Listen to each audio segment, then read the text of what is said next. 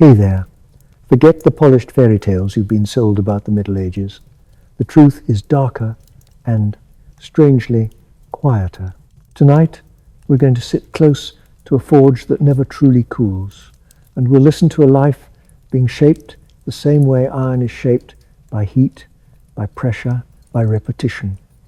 You'll hear three things before we begin, three small horrors that people rarely put in the movies. First, the burns. Not the dramatic, heroic ones, the tiny daily sizzles that turn skin into a map of scars until your hands forget what soft ever meant. Second, the smoke, the kind that becomes your constant companion, settling in your throat like soot and turning your cough into a private midnight drum. Third, the hammer's cruelty, fingers crushed, nails torn, joints ground down slowly until even sleep feels like work. If you find a kind of peace in this gentle darkness, leave a like and subscribe if you want more long, quiet stories to drift off to. No pressure, just a small sign, like a candle in a window, letting me know you're here with me. Now, let the room grow dim. Lower the lights if you can. Let your shoulders fall away from your ears. Unclench your jaw. Yes, that tiny tension you didn't realize you were holding. Breathe in through your nose, slow and cool, and breathe out as if you're fogging a window. Again, in and out. Somewhere nearby, a fire crackles. Not an angry fire, a patient one. It makes a soft, living sound, wood settling, embers shifting, the faint tick of heat against stone. I always find it strange how a fire can be both comfort and threat, depending on how close you stand to it and how long you have to stand there. Tonight you were born close. Not into a palace, not into a chapel choir, not into a night shining story. You were born into soot, into the black smudged lineage of medieval blacksmiths, the people who quite literally held the village together with nails and hinges and horseshoes, and, when the world turned violent, with blades. The first thing you learn is smell. Before you learn words, you learn the sharp mineral bite of iron. Before you learn to count, you learn the bitter edge of coal smoke. Even your blanket, the one wrapped around your small body, carries a faint odor of roasted metal, as if the forge has stamped its name on you from the start. Your family's workshop sits at the edge of the village like a low, crouched animal. The roof is darkened by years of smoke. The walls are stained, not with paint, but with time.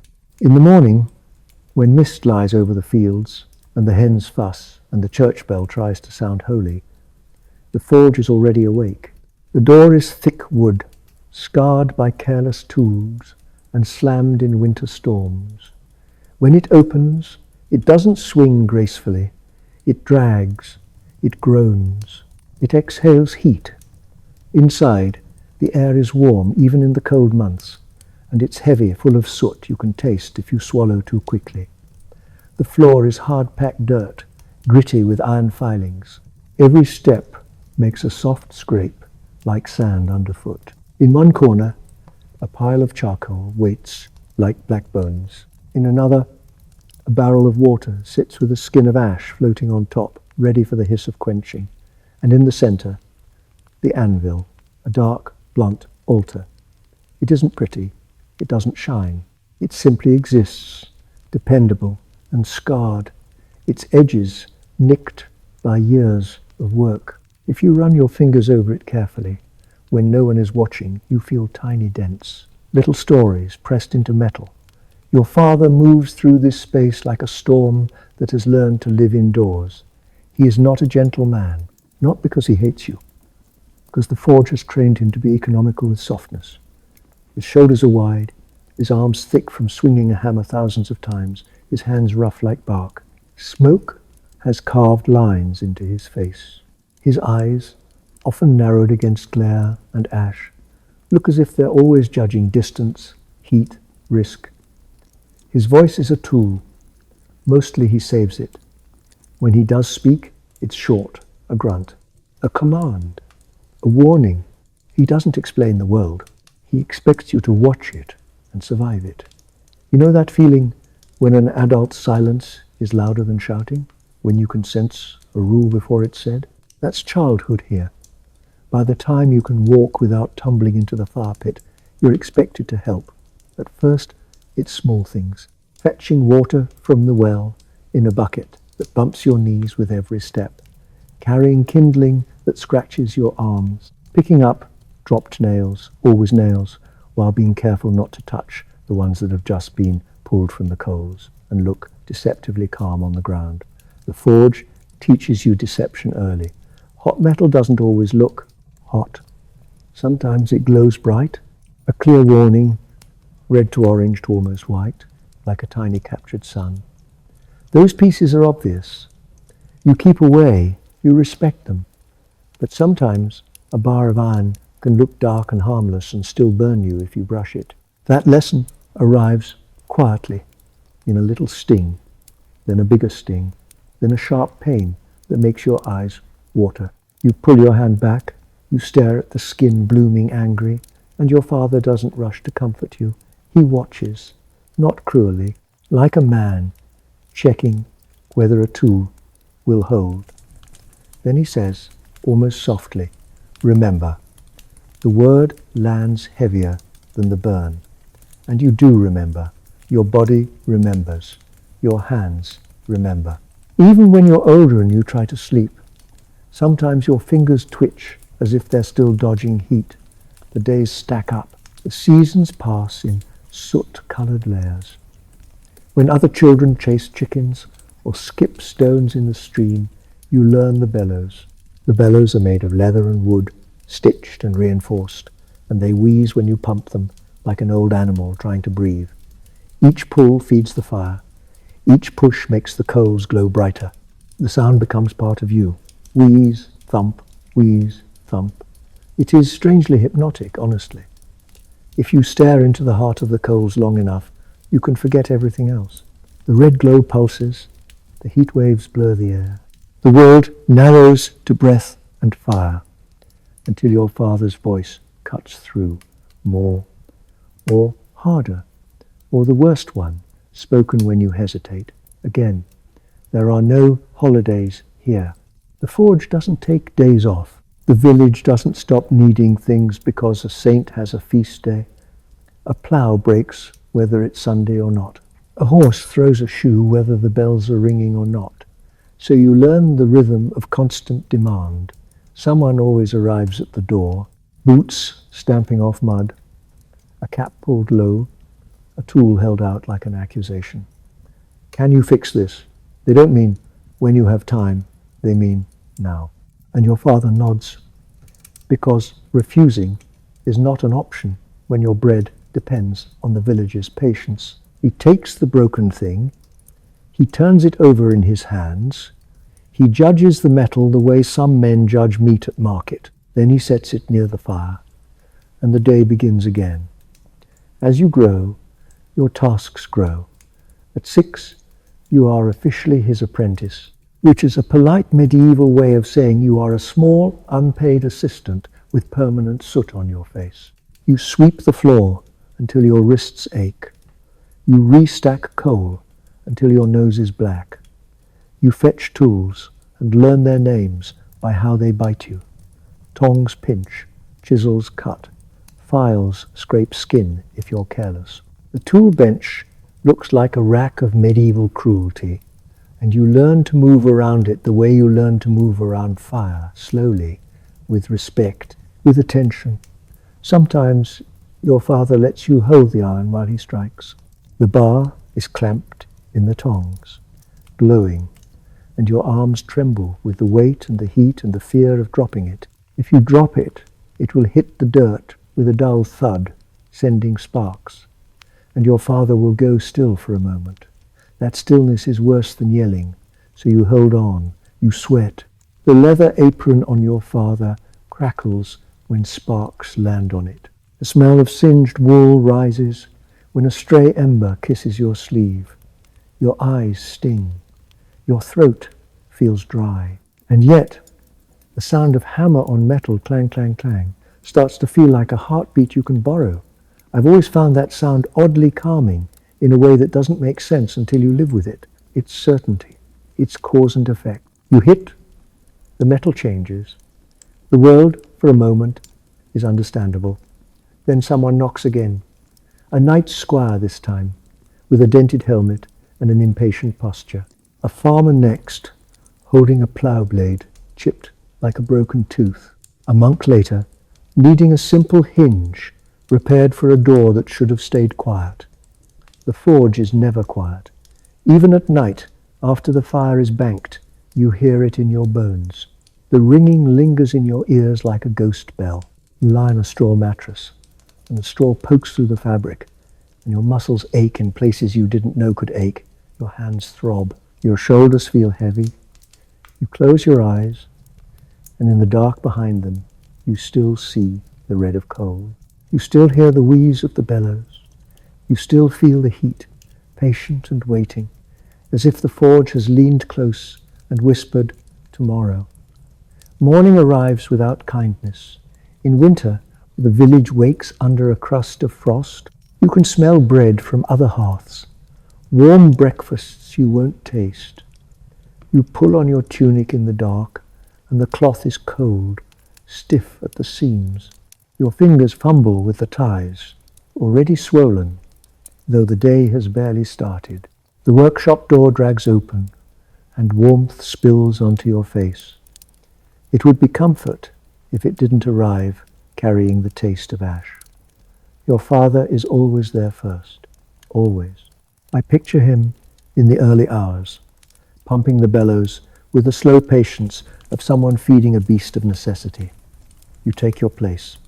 Pull, push, the leather sighs, coals brighten, sweat beads at your hairline, even though it's freezing outside. Winter on one side of the wall, summer on the other. The forge keeps its own season. At 10, you begin making nails. Nails are the quiet bones of the medieval world. Every door and cart depends on them. Making them by hand becomes a monotony that can feel almost meditative if you don't look too hard at the fact you are spending childhood turning heat into tiny points, one after another. Your father demonstrates. He heats a rod, lays it on the anvil, and the first strike lands like a verdict, clang, filling the room and your ribs at the same time. A few quick blows taper the end. A twist, a cut, a neat head with a precise tap. He makes it look like the iron is willing. Then he gestures for you. Your hand closes around the hammer. It's heavier than you expect. You lift it, hovering, listening to your own breath. You strike, too soft. The iron barely changes. Your father doesn't shout. He shows the angle again, hands it back. His look says everything. Again, you strike harder. The vibration runs up your arm. The metal flattens in the wrong place. You correct. Hammer, iron, breath. The nail comes out crooked anyway. Your father tosses it into a pile, and it clinks like a tiny cemetery of mistakes. You start over. And this is how your life grows, by starting over. By your teens, the forge has remade your body, arms thick, back beginning to stoop, shoulders popping when you lift the hammer. Your hands change the most. Blisters arrive, bright and tender, then split, then harden into calluses. Layer on layer, the smoke becomes intimate. It slips into your clothes, your hair, the fabric of your life. You inhale it until clean air feels strange. At night you cough into your sleeve so you won't wake anyone, and the cough sounds older than you are. When the forge finally goes quiet, silence can feel wrong. Your ears ring. Your arms twitch with phantom swings. Your mind replays the day, the crooked nail, the farmer's impatient face, your father's stillness. And then you find small comforts, warmth in winter, the brief moment when a horseshoe fits perfectly, the simple fact that you are needed. So you drift towards sleep with that word in your hands, rough and warm, while the forge waits in the dark, patient as an ember. Sometimes, just before you drift off, you hear a horse outside, hooves shifting on the lane. A human voice, low and urgent. A shoe has come loose, they say.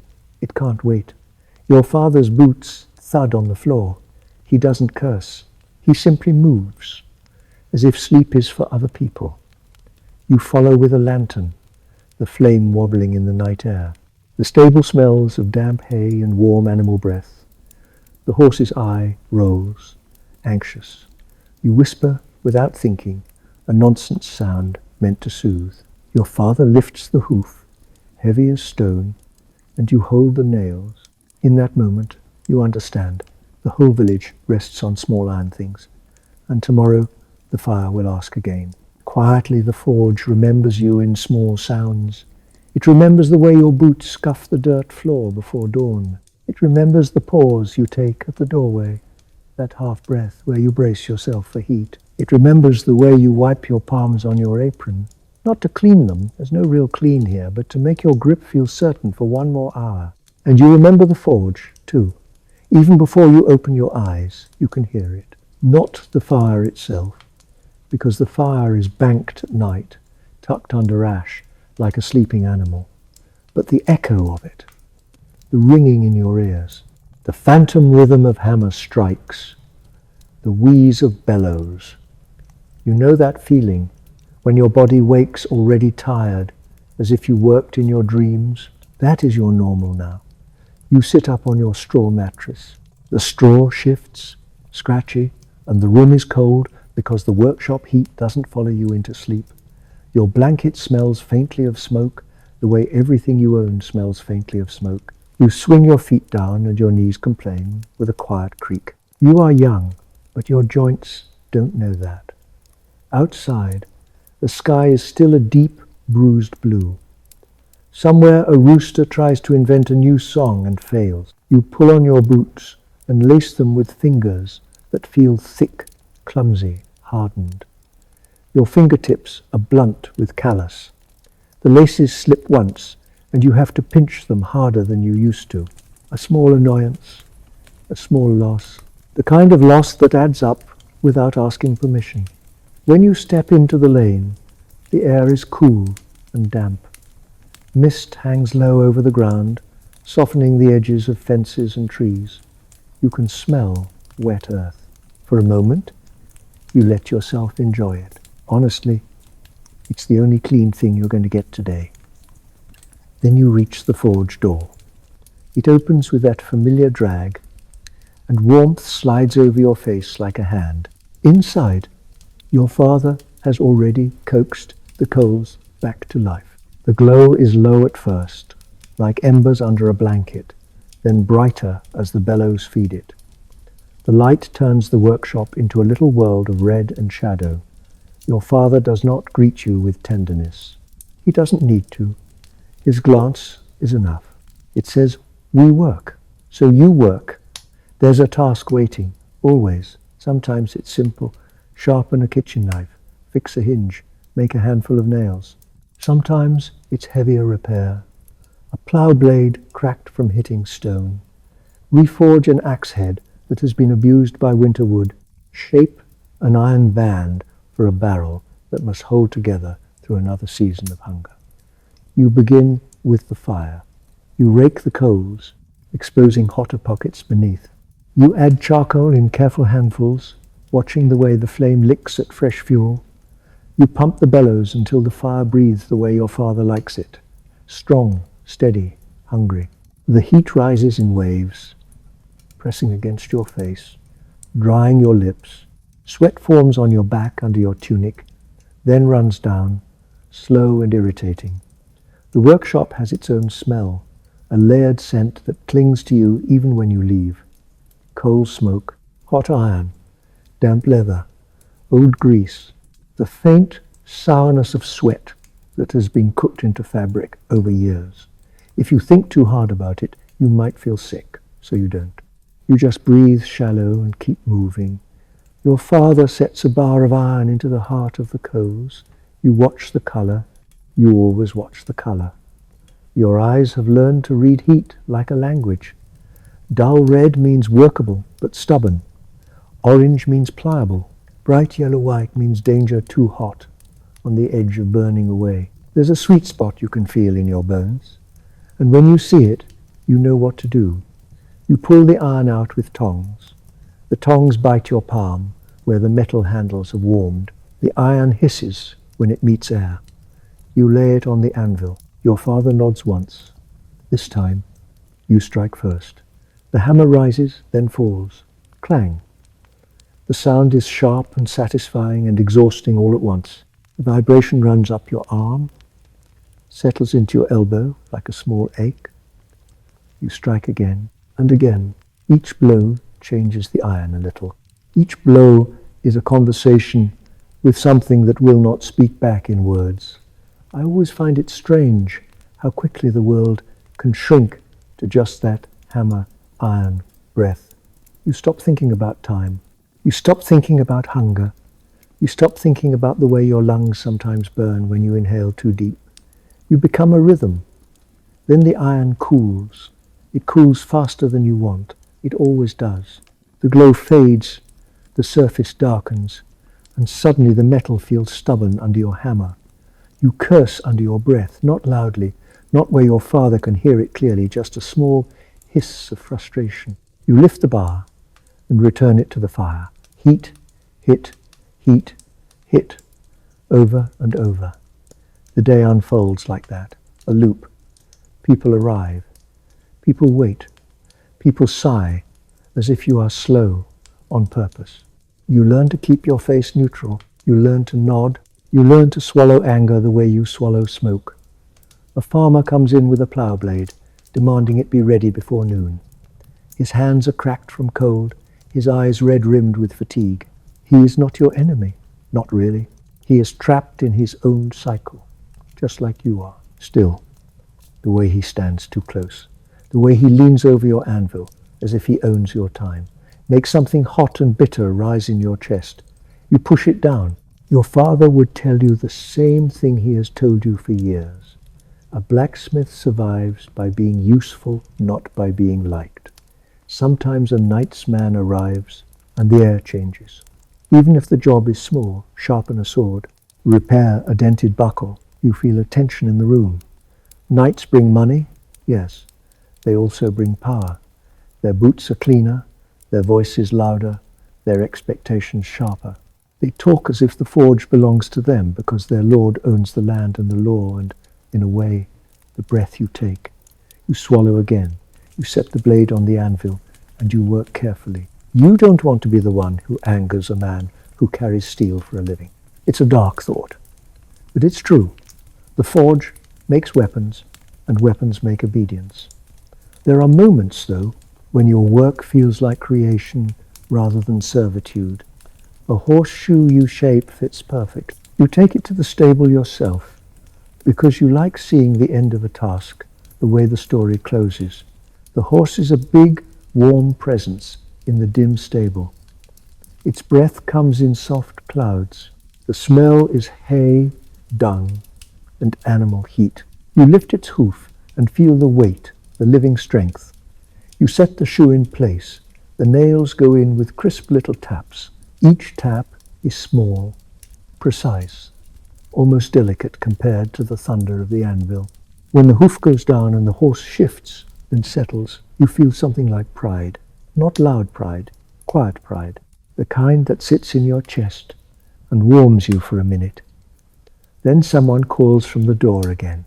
The forge does not allow pride for long. You eat when you can. Sometimes it's a crust of bread, chewed too quickly. Sometimes a bowl of thin pottage, lukewarm and gritty because ash has drifted into it. You eat standing up, leaning against the wall, one eye on the fire because the fire cannot be ignored. If you turn your back too long, the coals cool, the day slows, the customers complain, the coin dwindles, and coin matters. People like to pretend the village runs on goodwill. It doesn't. It runs on metal and hunger. Payment arrives in strange forms, coins sometimes, yes, but often eggs, onions, a strip of salted pork, a promise that tastes like nothing. You learn to measure promises the way you measure iron, with suspicion. When the day stretches long, the heat changes. In the afternoon, the workshop becomes a sauna of smoke. Your eyes sting. Sweat runs into them and blurs your vision. You blink hard, wiping your face with a sleeve that only smears soot across your skin. Your hair sticks to your forehead. Your throat feels raw. You sip water from a cup that tastes faintly of iron, because everything here tastes faintly of iron. Your father coughs sometimes, a deep, wet cough that he tries to hide by turning his head. You pretend not to notice. He pretends not to notice you noticing. That is how men survive here, by acting as if damage is normal. The smoke hangs low under the roof. There is a hole up there, a rough vent, but it never feels like enough. The workshop breathes badly. It wheezes with you. It fills your lungs with black dust that settles in places you can't wash. If you ever step outside after a long day, the cold air can make you dizzy. Your head swims. Your breath feels too clean, too sharp, like a knife. You take a few breaths and it passes, but the sensation lingers. Clean air is unfamiliar now. That thought, honestly, is terrifying in a quiet way. Sometimes war arrives like weather, not with trumpets first, with rumors, a lord arguing with another lord, a border dispute, a raid, a bandit problem that suddenly becomes soldiers will march. The village hears it in scraps of conversation at market, in the way travellers speak too softly, in the way the priest's sermons begin to mention fear and obedience. And the forge feels it before anyone else. Because once war is near, the work changes.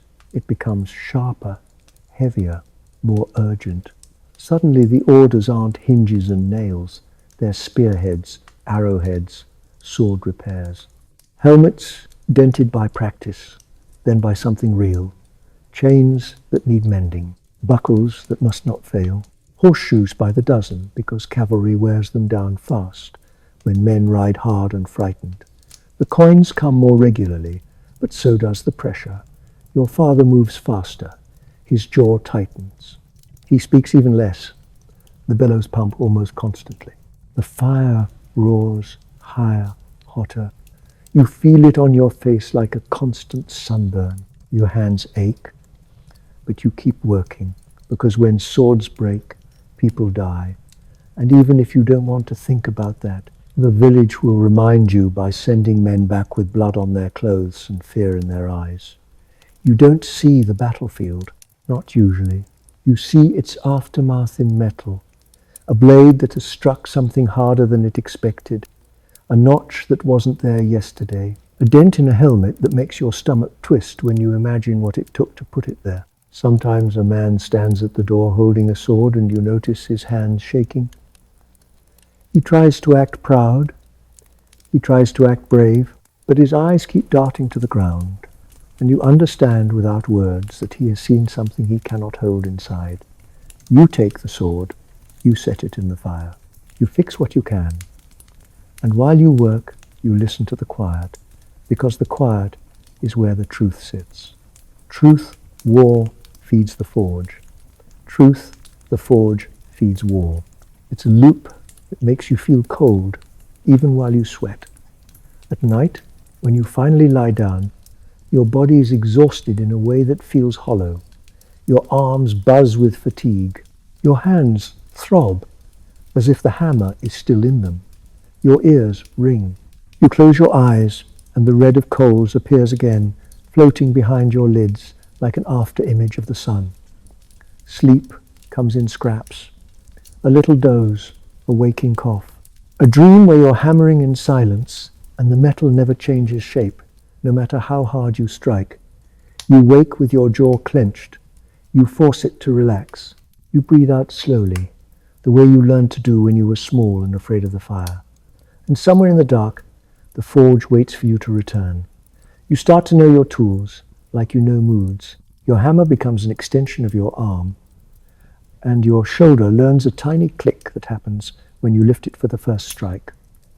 Some days it feels like a warning. Your tongs pinch at the exact wrong moment, catching skin, leaving bruises that bloom under soot. Your file scrapes, your knuckles raw. Your chisel grows dull and stubborn, and you sharpen it anyway, because danger here is not heroic, it is small, it is daily. It happens when you're tired, when your grip slips for a heartbeat, when the iron shifts and you react a fraction too late. There are evenings when you line the tools up on the bench like soldiers, not because you are orderly by nature, but because order is the only thing that calms your mind. You wipe them down with an oily cloth. It coats your fingertips. You tell yourself you're caring for them. The truth is simpler. If a tool breaks, you don't work. If you don't work, you don't eat. You stare at your hands sometimes. The knuckles are swollen, the skin cracked. Fine black dust sits in the lines like ink.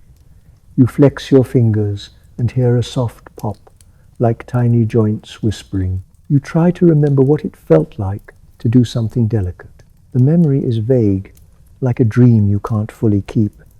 Then the bellows wheeze, and the day calls you back. You begin to measure your life by the color of iron, not by birthdays, not by holy days on the priest's calendar. Those things belong to people who can afford to look up. You measure your years by dull red and bright orange, by the quick white flare that means you waited a heartbeat too long, by the brief, perfect moment when the metal looks almost soft, almost willing. It's strange, really. I always feel a little uneasy when I think about it. How a trade can rewrite a person's sense of time. The forge doesn't care what day it is.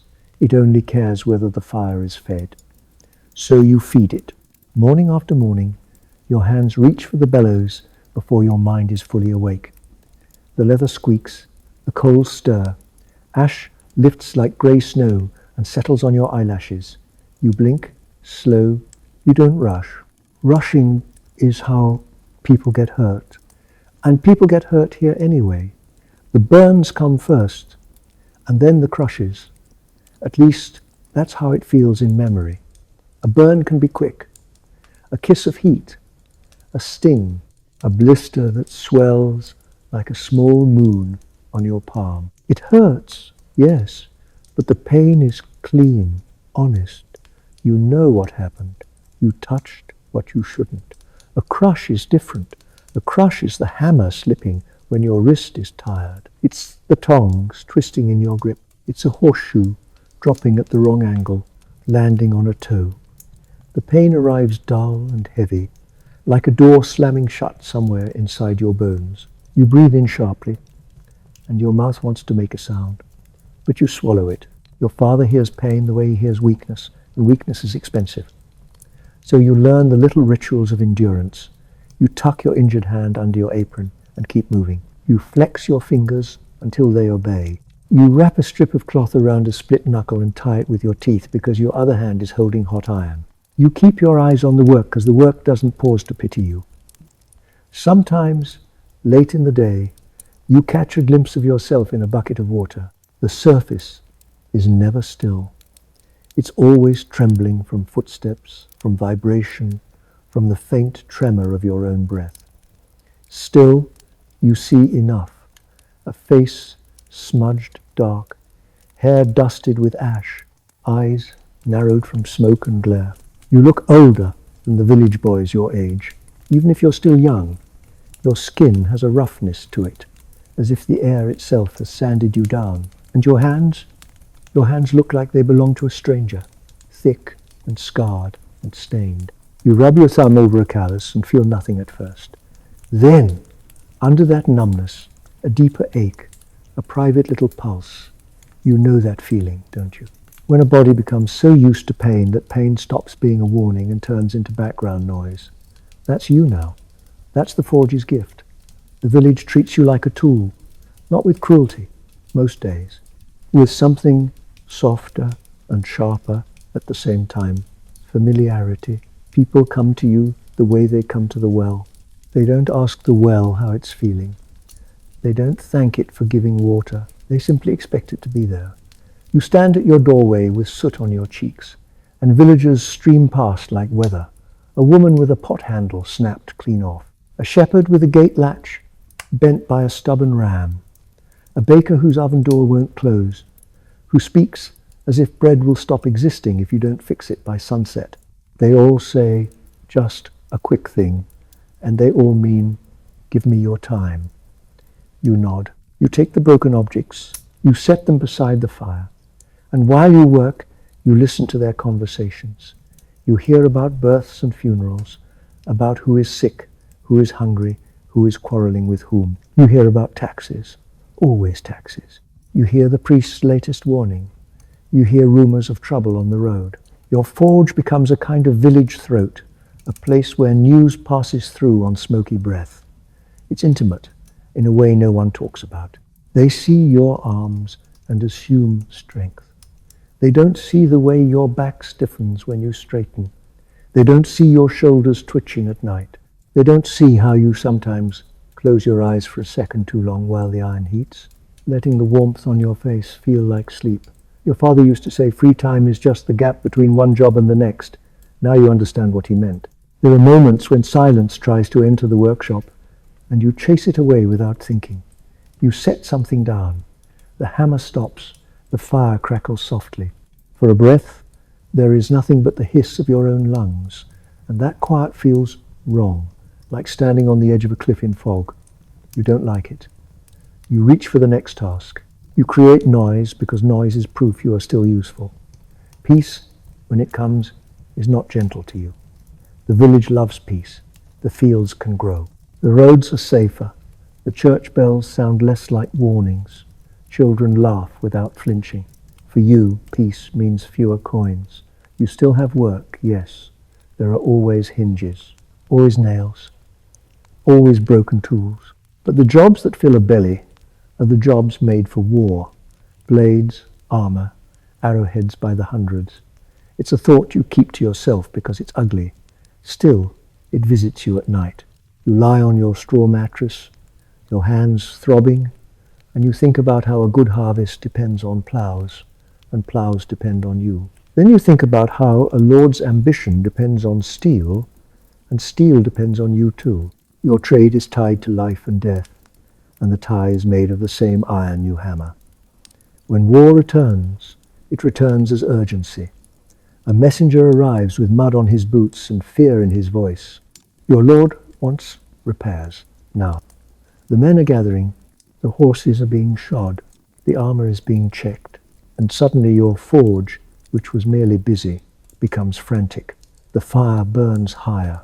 You feed it until your arms shake from pumping the bellows. Your father's eyes look even darker in the glow. He doesn't speak much. He doesn't need to. The whole village is leaning on your anvil. You work until your wrists are numb. Sparks jump and land on your forearms like insects made of heat. Your skin reddens. You don't stop to notice. The air becomes thick, almost syrupy, and every inhale scratches the inside of your chest. You cough once, then force it down, because coughing wastes time. By midnight, your vision blurs at the edges. You blink and see after images of orange light, even when you look away. Your ears ring so loudly that the quiet outside the forge feels like it's pressing against your skull. You want to lie down. You want darkness. You want your hands to stop feeling like they're vibrating. A boy, someone's son, someone's future, stands in the doorway holding a broken spearhead. His face is pale. He looks at you like you might save him. You take the spearhead, you place it in the fire. You fix what you can, and while you do, you feel something tight in your throat that has nothing to do with smoke, because you know what these tools are for. You know what a sharp edge becomes in a man's hand. You know that your craft makes the world move, and the world sometimes moves toward violence. It's a bleak knowledge, but it's honest. So you learn to speak to it softly, the way you speak to a frightened horse. You tell yourself you are only shaping metal. You are only doing what you must to survive. You tell yourself you have no say in what the Lord does with the sword you sharpen. And maybe that's true. Still, there are nights when you dream of the anvil as a stone altar. and each clang sounds like a bell for the dead. You wake with your heart beating hard, and you lie still, listening to your own breath in the dark. The next morning, the forge is waiting. It always is. One winter, your father's cough gets worse. It starts as a rough bark in the mornings. Then it becomes a deep, wet sound that echoes in his chest like water in a barrel.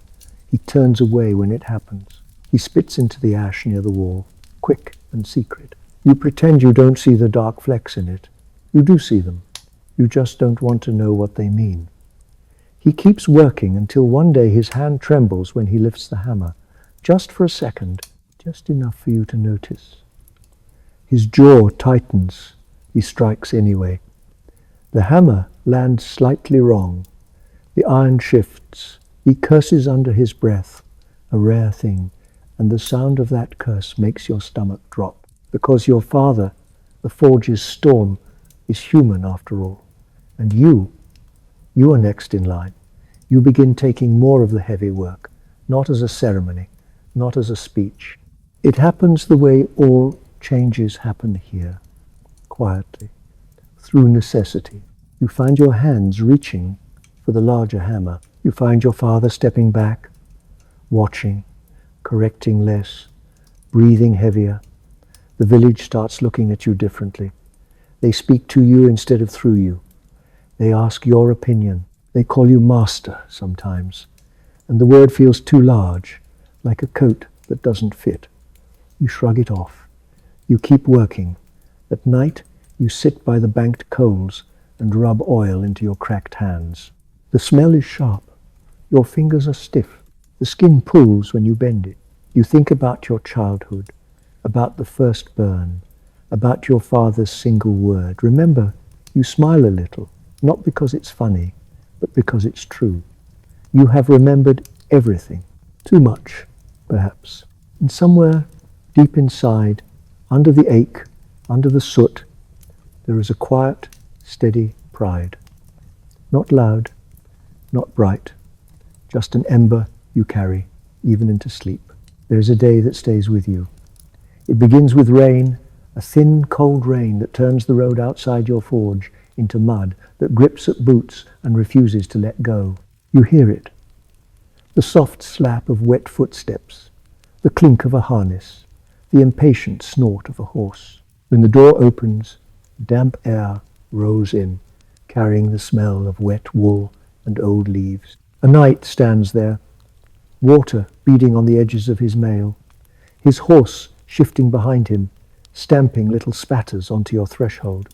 "My shoe is loose," he says. "No, please, no warmth." Power rarely wastes breath. You lift the horse's hoof, the animal's weight shifts, and your back tightens without asking permission. The shoe hangs crooked, one nail missing. A simple repair, truly. Yet you feel that old twist in your chest, the awareness that some people enter your workshop as if they own the air. You heat the new shoe until it glows, orange then brighter, like a small sunrise trapped in iron. The forge breathes out heat. Your face flushes. Your eyelashes feel brittle.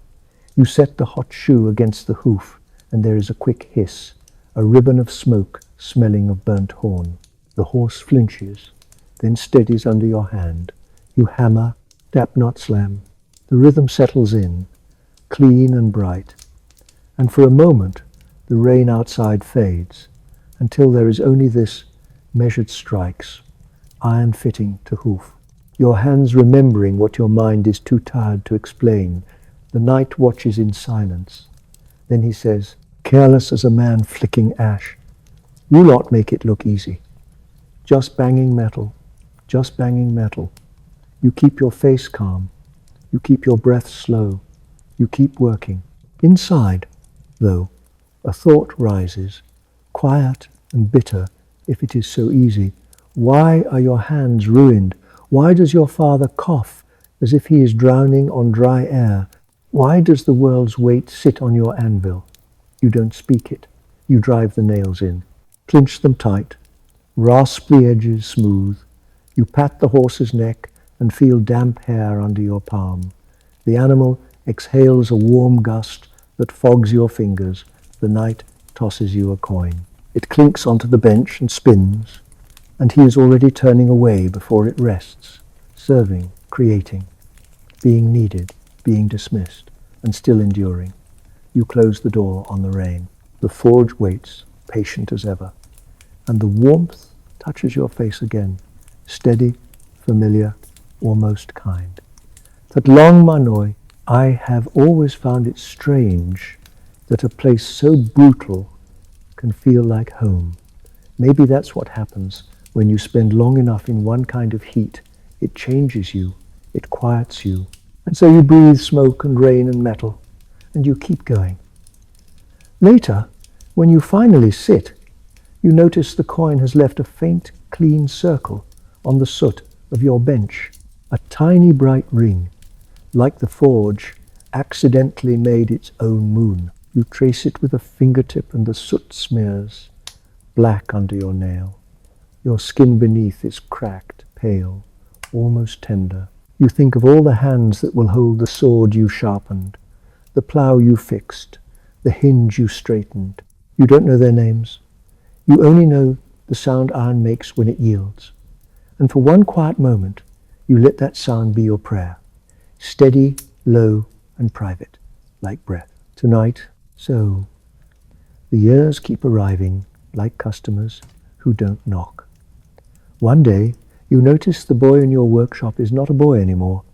He has the same soot stripes you once wore, the same instinct to flinch away from sparks and then pretend he didn't. His shoulders are broader. His hands are starting to lose their softness.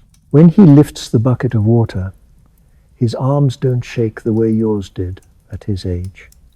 You watch him and you feel something complicated, the way old smoke can smell sweet for a second before it stings. You know the feeling, don't you? When you want to stop a story from repeating, and at the same time you can't imagine the world without that story. The forge is a kind of inheritance, not written on paper, not protected by law, passed down in blisters and habits and a certain way of standing so you don't throw your back out before noon. You teach him the quiet rules, how to read heat by colour, how to listen for the ring that means the iron is too cold, how to step back from the fire when your eyes start to water, because watery eyes make clumsy hands. You show him where the floor is treacherous with ash that hides hot coals. You show him how to hold tongs so they don't twist and bite. He learns quickly, partly because he is clever, partly because the forge punishes slow learners. Sometimes he asks questions, not many, just little ones, slipped in between tasks, like nails in a horseshoe. Why do you quench this way and not that way? Why does the metal crack sometimes? Why does father cough so much? The last question lands the hardest. You pretend you didn't hear it at first. You keep your eyes on the iron. You let the bellows wheeze. You let the fire answer with its steady roar. Then you say, softly, smoke lives in the lungs. It's not an explanation. It's a truth. Your father's cough is a rhythm now, as familiar as hammer on anvil. Some days it is mild. Some days it bends him double and leaves him gripping the edge of the workbench, his face grey in the firelight. He wipes his mouth with the back of his hand and smears soot across his lips like a grim joke. He hates being watched. So you learn to look away in the moments he is weakest, not out of disrespect, out of mercy. There are nights when you lie on your straw mattress and you can hear him coughing through the wall, each sound muffled by timber, each one still sharp in your chest, as if you are the one who can't breathe. Your own breathing has changed too. You notice it when you walk to the well. The air outside is cold and clean, and it should feel like relief. But it feels thin, almost suspicious, like a blanket that isn't heavy enough. Your lungs want the familiar grit. You cough once, dry, and you taste iron at the back of your throat, and you tell yourself it is nothing. You tell yourself many things are nothing. You tell yourself the ache in your shoulder is nothing. The stiffness in your knees when you stand after sitting too long is nothing.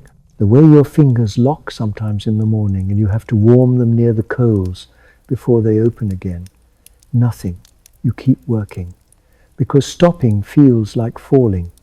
There is a certain sound a forge makes when it is banked for the night. The coals settle. The last sparks wink out. The iron tools laid in their places, cool with tiny ticking noises, like insects hiding in the dark. Outside, the village quiets. A dog barks once and then thinks better of it. The wind nudges the shutters. You sit on a low stool and let your arms hang heavy at your sides.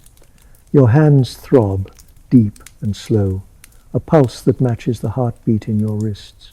Your ears still ring, faintly, and in that ringing you can almost hear the day repeating itself.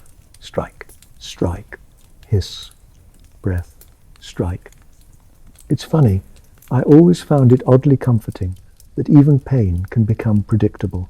Predictable pain feels safer than surprise, so you let the predictability soothe you. You rub a smear of oil into your knuckles. You flex your fingers. You watch the candle's small flame and notice how it leans every time the door draft changes. Such a small thing, and yet it keeps trying to stand. Your son sits nearby, his legs stretched out, his boots dusty with ash. He is tired in the way young people get tired, exhausted, then suddenly smiling, then exhausted again. He turns a little nail between his fingers and asks, almost shyly, "Did you ever want to do something else?" The question makes you laugh once, quietly, not because it's funny, because it is impossible. You think of the fields, the endless bending, the cold mud. You think of the church, the hunger for silence and rules. You think of the road, of being a traveller with nothing but a pack and stories, sleeping in ditches, eating what you can. You think of being a soldier, carrying a spear you didn't make, following orders from a man who never lifted a hammer. None of it fits. You look at your hands. Those hands answer the question for you. You say, "I wanted to be less tired." Your son nods. He understands that. The forge is never satisfied. Even when war is far away and the roads are quiet, things break. They always break. Wood splits, wheels crack, hinges sag, iron rusts. People get careless, people get angry, people hit things they shouldn't, and when those things break, they come to you again and again, bringing their small emergencies to your doorway. Sometimes you feel resentment flare up like a spark. You see a farmer's face, impatient, and you want to say, "Do you know how hot it is in here? Do you know how it feels to breathe smoke for decades?" You don't say it, you nod. You take the broken tool, you fix it, you accept payment that is never quite enough. A few coins, a sack of grain, a promise, a chicken that turns out to be more bone than meat. You swallow your anger the way you swallow ash. And then there are the nobles.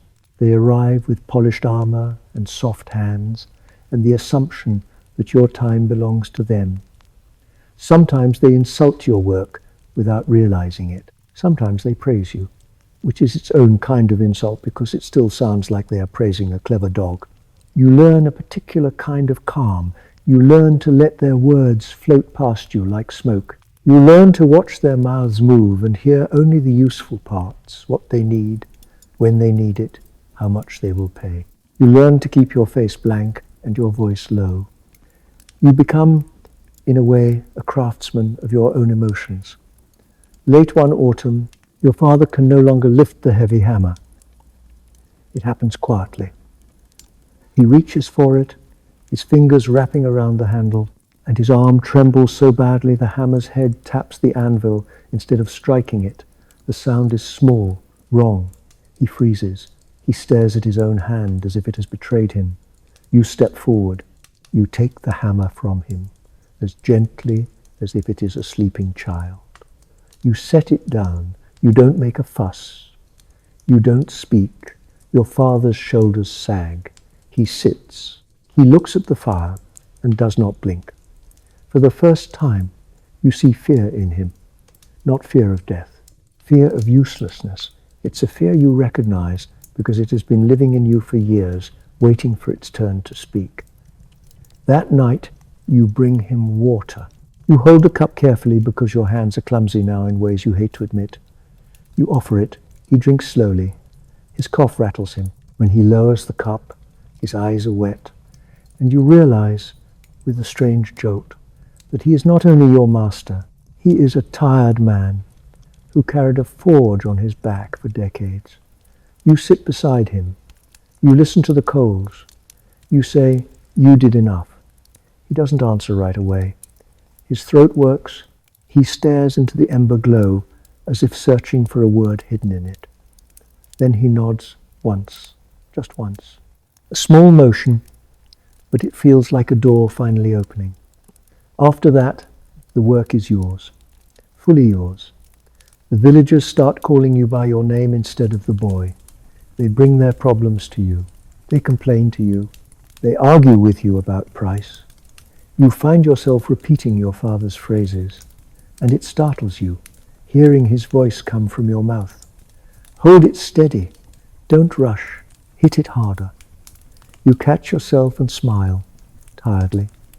The cycle is relentless, and yet it is oddly tender. Winter comes. The forge is warmer than any house in the village, so people linger near your doorway, pretending they have a question when they really just want to feel heat. Snowmelt drips from their boots. Their cheeks are red. Their breath is white. They stand close to the fire, and for a moment their faces look soft, even the rough ones. You watch them and feel a brief surge of affection. You built this warmth. Not the weather warmth, the human warmth. The feeling that there is a place where broken things can be made whole again. Your son stands at the anvil now, and you stand a little farther back than you used to, not because you don't care, because your joints have started to bargain with you, because your back complains louder, because your lungs remind you, with each breath, that they have been collecting smoke like a miser collects coins. You think about the years ahead. You think about the years behind, and you realize something that makes you oddly peaceful. A blacksmith's life is not measured by glory. It is measured by repetition, by the steady return to the fire, by the willingness to do the same hard thing again, patiently, until it becomes part of you. And when you finally lie down at night, your muscles aching, your ears ringing softly, you let that repetition lull you the way waves lull a sailor. Strike and breathe, strike and breathe. Let the world turn. Let the forge cool for a few hours. It will be there in the morning, waiting, and you will rise, slow and steady, to meet it. One evening, the cold is so sharp it feels like it has edges. You step to the doorway, and the air steals moisture from your lips. Your breath comes out in pale bursts, and the village beyond looks quiet and brittle, roofs dark under a dusting of snow. A farmer arrives late, shoulders hunched, holding a broken plowshare like a wounded limb. He actually apologizes, and that alone tells you this matters. He says the ground is freezing hard. He says if he cannot fix it before the brief thaw, his field will wait, and hunger doesn't wait. You take the plowshare. The metal is cold enough to cling to your fingers like ice. You carry it to the fire and lay it near the coals, watching frost melt into tiny dark beads. You work slowly, coaxing heat in stages. The bellows wheezes. The flame answers. The hammer's ring sounds sharper in winter, clean and bright. Your son watches, learning the way your body leans, the way your wrist turns to guide the edge without forcing it. Your father sits near the wall, wrapped in an old blanket, his breathing rough but steady. When the iron is ready, you carry it to the water trough. A thin skin of ice floats on top. You break it with your knuckles, crack, like a bone snapping, and lower the hot metal in. Steam erupts, white and furious, and for a moment you see nothing. Your eyes sting. Your lungs catch. You cough deeper than you meant to, and the sound echoes in your own chest like a warning you don't want. The steam clears. You lift the iron out, black and wet, hissing softly. And then, just for a heartbeat, your stiff fingers slip. The plowshare shifts, and a corner of still hot metal kisses the inside of your wrist. Pain blooms, bright and immediate. You inhale fast. You force your body to stay steady. Set the iron down safely, and only then look at the burn already reddening, a thin line that will blister by morning. Your father makes a small grunt, not anger, not praise, just recognition. He knows this moment. He has lived inside it for decades. You wrap the burn with cloth. You finish the work. When the plowshare is done, the farmer's shoulders sag with relief. He says thank you twice, voice cracking on the second one. He offers you an extra handful of grain. You nod, too tired for words, and the simple gratitude settles in you like warmth. After he leaves, you step outside again. Snow drifts down in slow silence. Somewhere far off, a wolf calls once, long and lonely. You listen, and you always forget how wide the world is until you step away from your fire. You look back at the forge smoke curling thin into the night, and you think quietly that you have been leaving yourself behind in every object you made. Maybe that is what a legacy really is. Not a name carved in stone, 1,000 small things that keep working after your hands can't. You go back inside, and the warmth wraps around you, steady, familiar, almost kind. You sit near the coals, listening to their gentle crackle, and let your breathing slow until the day feels farther away, like footsteps fading down a snowy road. At last, the fire is awake before you are. It always is. Even when you swear you let it die down the night before, you can feel a stubborn warmth hiding under the ash, like an animal pretending to sleep. You step into the forge, and the air greets you the way it always does, thick, metallic, faintly sweet with old charcoal, and sharp with last night's quenched iron. The floor is grit and cinders. Your boots know every dip in the packed earth, every spot where a stray spark once burned a tiny dark crater. Truthfully, I always feel a strange respect for that first moment of the morning, that quiet second when nothing is moving yet, when the world hasn't started asking for things. The bellows are still, the anvil is cold. Your hands hover over tools laid out with a kind of tired ceremony. For a heartbeat, you could imagine being someone else. Then the village wakes up, a knock, then another, then a third. Not polite, never polite. A fist on wood like a drumbeat. You hear voices out there, muffled through the door, already impatient, already certain that your time belongs to them. Your son looks up from the bucket of water he's been carrying, too heavy for him, always too heavy, and you see the same practiced flinch in his shoulders that you learned as a boy. You don't have to tell him. He knows. He slides the latch, pulls the door, and the day spills in. The farmer first, mud on his shins, worry on his face, a broken plowshare clutched like a wounded animal. He says it's urgent. It's always urgent. Behind him, a woman with a pot cracked straight through the bottom, holding it with both hands, as if it might collapse into sadness. Behind her, a young man with a knife that snapped near the hilt, eyes darting the way eyes do after a tavern argument. You nod, you listen, you say almost nothing, because words cost breath and you're saving yours. You take the plowshare in your hands. Cold iron, rough edge. It leaves a faint black smear on your palm, where soot has long become part of your skin. You turn it, feel where it failed. There's a small sour taste in your mouth as you think of the work ahead. Not fear. Familiarity. The kind that settles behind your ribs like a stone you carry without noticing anymore. The boy pumps the bellows, the leather wheezes and sighs. The coals answer, shifting from dull to orange, then brightening, then humming softly, a low living sound. Heat climbs in a slow tide. You can almost hear it. The forge is a mouth opening, ready to eat whatever you feed it. You slide the iron into the heart of it. Watch the color change. That change is always the same miracle. even after all these years. Grey to cherry red, red to a bright angry orange, the metal becomes something else without ever asking permission. You pull it out.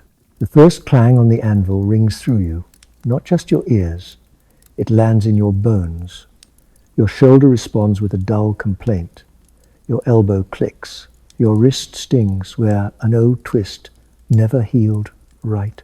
You adjust your stance anyway, feet apart, knees slightly bent, as if your body is still young enough to be coached into endurance. Hit, turn, hit, turn. The rhythm comes back like prayer. Sparks jump, brief stars that die before they can be wished on. The smell of hot iron rises clean and cruel. Your son watches your hands, trying to learn the lesson that can't be spoken, that you don't fight the metal, you listen to it. A tap to persuade, a heavier strike to command, a pause to let it breathe. People think blacksmithing is strength. It is, sure, but it's also patience. And patience is the kind of strength no one praises. By midday your shirt sticks to your spine. Sweat runs down your sides. Neat soot turns to gritty paste. Your lips taste of smoke. A cough catches you when you lean too close to the fire, and you swallow it back, because coughing feels like admitting something. Your son offers you water. The cup is clay, warm from the air, and the water tastes faintly of iron from the well. You drink anyway. It slides through you and does almost nothing. The farmer waits, watching, counting the minutes like they're coins. He asks if it's ready yet. His eyes keep flicking to the doorway, as if he expects to see his field dying out there. You don't answer. You keep working. The ploughshare takes shape again, edge straightened, weakness hammered away. When you finally quench it, the hiss is loud, sudden, like a snake. Steam rises in curls, carrying that sharp, wet smell that always makes me think of storms. The farmer's face loosens, relief arriving the way sunrise arrives, slow, then all at once. Payment comes in a small pouch, not many coins, a promise of more after harvest. He says it with a hopeful smile that doesn't reach his eyes. You take it. You've learned what insisting gets you. Anger, gossip, sometimes a priest's lecture about humility. You put the pouch away like you're putting away disappointment. A sound outside changes the air. Horses, not the familiar clop of a cart mule. This is heavier, faster. Hooves on hard ground, the rhythm of urgency. Voices shout. Your son freezes, hand still on the bellows handle.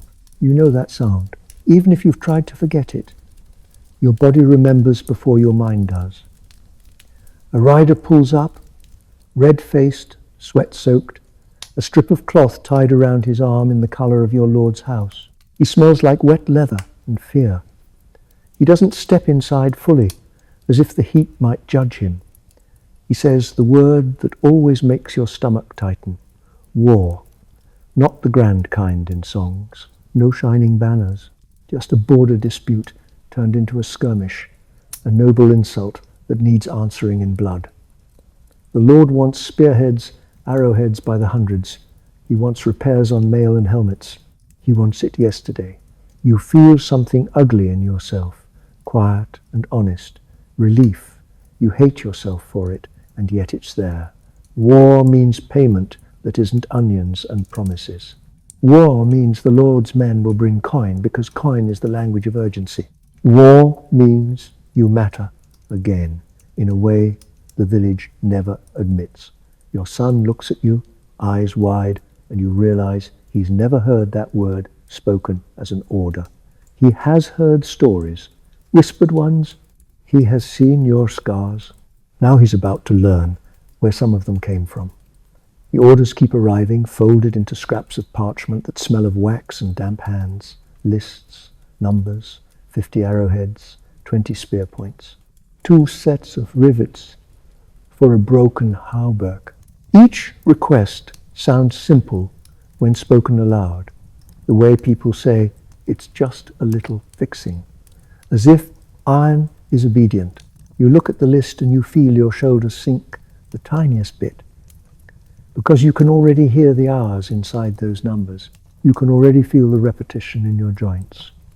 Arrowheads are small, which fools the mind. A small thing should take small effort, yet each one needs the same steps, the same attention.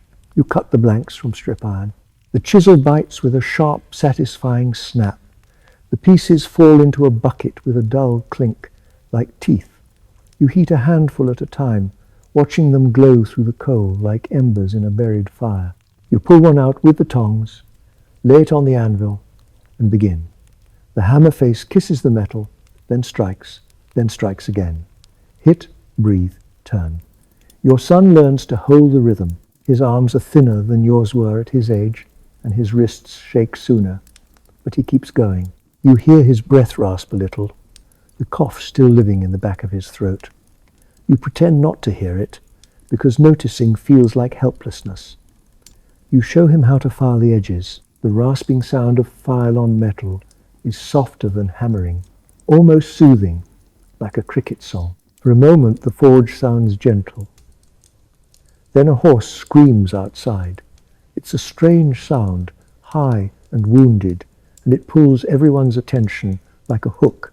A rider gallops past, and for a heartbeat you see red on his sleeve. Not cloth this time, but blood, dark and wet. It leaves a smear on his gauntlet. He doesn't stop. He doesn't speak.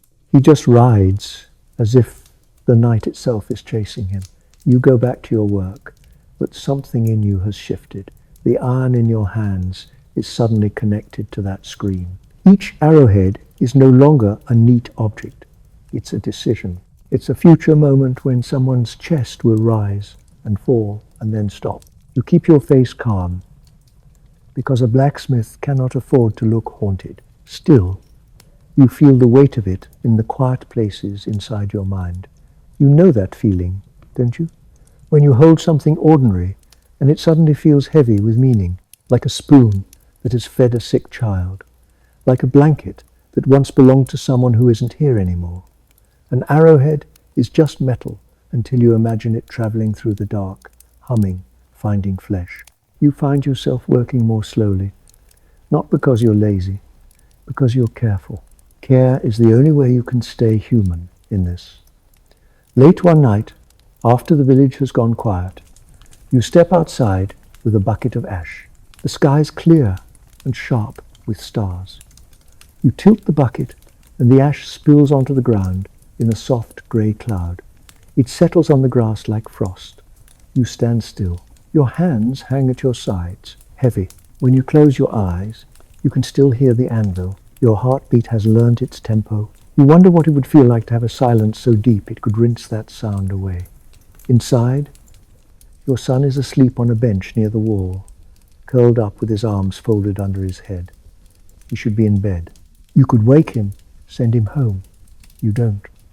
You let him sleep where the warmth is, because the nights are colder now and the fear in the village has a chill of its own.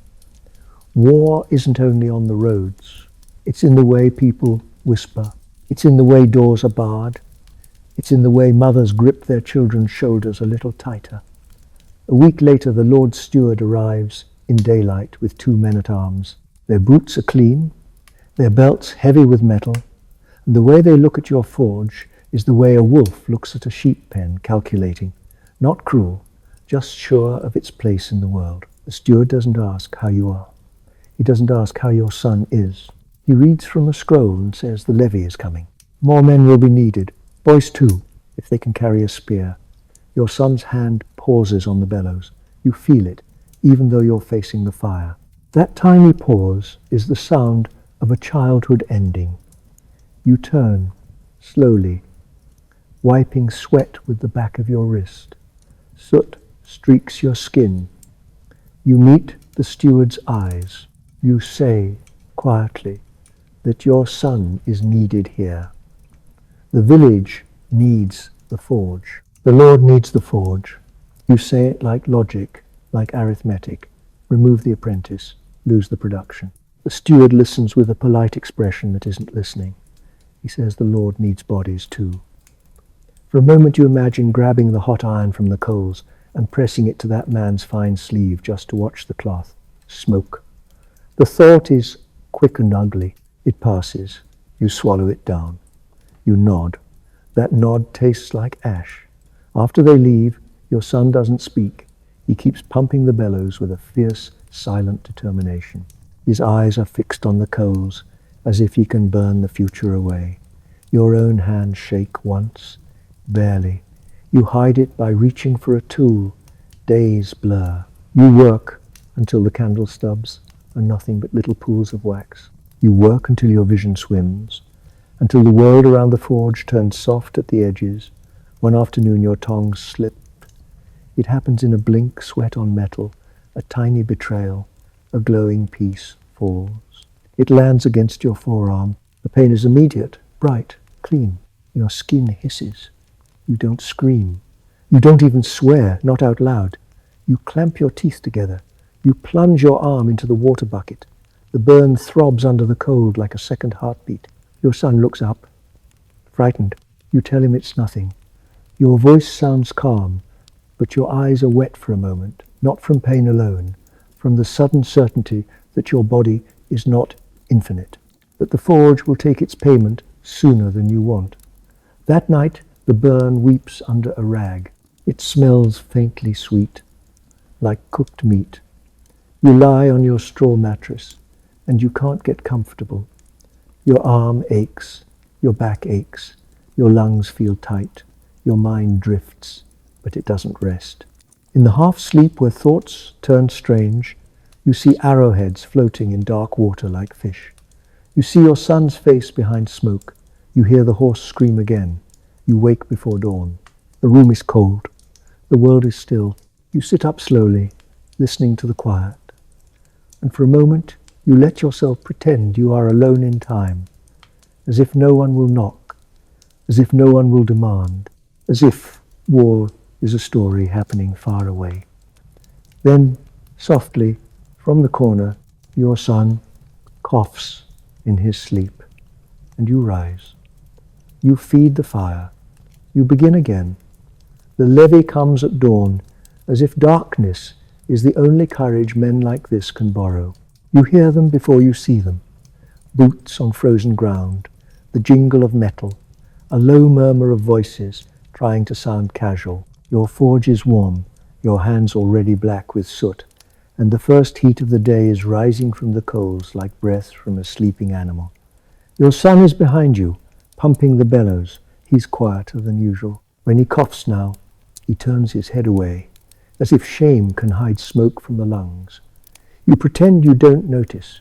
That's the thing about slow tragedies. We learn to look around them. We learn to keep working while something inside us is quietly breaking. A shadow crosses the doorway. Two men-at-arms step in with the steward. They smell of damp wool and horse sweat and authority. The steward's scroll is rolled tight in his fist. He reads names as if they're nails, and he's hammering them into the air. One by one, people on his list become less like neighbours and more like property. When he says your son's name, the forge seems to go still for a second. Not the fire, not the bellows, just you. Your body freezes the way a deer freezes at the edge of a field. You hear the hiss of coals. You hear the tiny crackle of wood. You hear your own breath, thick and hot in your throat. You step forward. Your voice comes out calm, which surprises even you. You tell him your son is essential. Your son is the apprentice to the village's only blacksmith. Your son makes the Lord's spearheads. Your son keeps the horses shod. Your son is already serving, you say, by keeping the fire alive. The steward doesn't argue. He doesn't need to.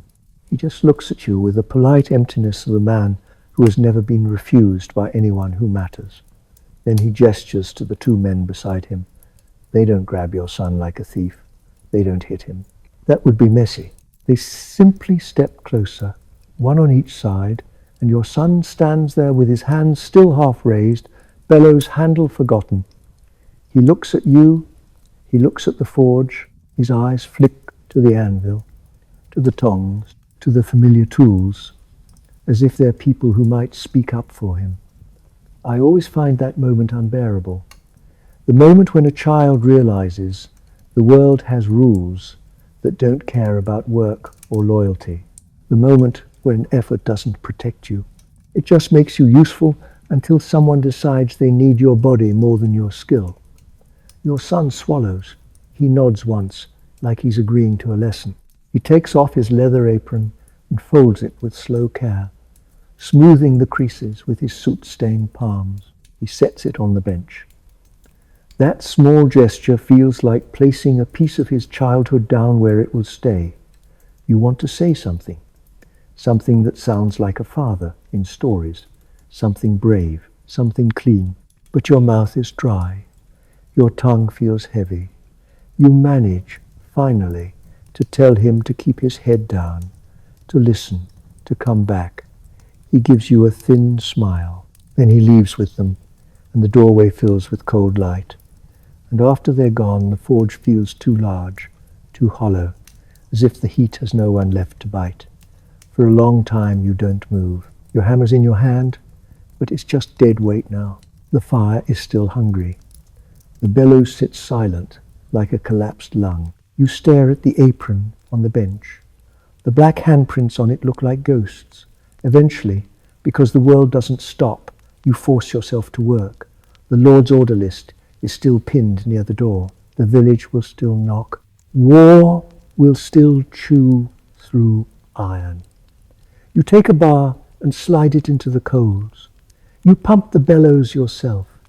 The handle fights you at first, awkward without the boy's rhythm. Your shoulder complains.